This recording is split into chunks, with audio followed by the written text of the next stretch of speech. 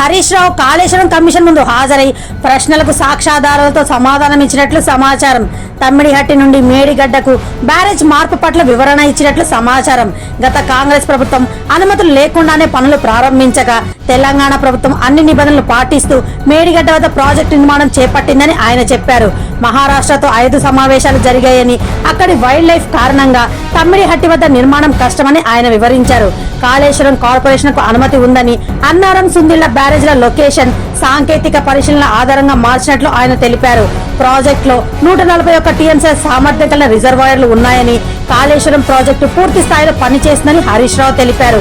మల్లన్న సాగర్ నుంచి వచ్చే నీళ్లతో గండమల్ల ప్రాజెక్టు, హైదరాబాద్ మూసీ సుందరీకరణ పనులు జరుగుతున్నాయని, కాళేశ్వరంపై పిచ్చి కూతలు చెప్పడాన్ని ఆయన వ్యతిరేకించారు.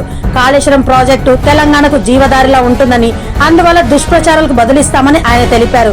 కమిషన్ కు అవసరమైన అన్ని అధికారిక పత్రాలు, కేబినెట్ నిర్ణయాలు, వాక్పోస్ మరియు సిడబ్ల్యూసీ లేఖలను సమర్పించినట్లు ఆయన పేర్కొన్నారు. ఇక రాజకీయాలు వద్దని, ఆ విషయాలు తర్వాత చర్చిద్దామని హరీష్ రావు సూచించినట్లు సమాచారం.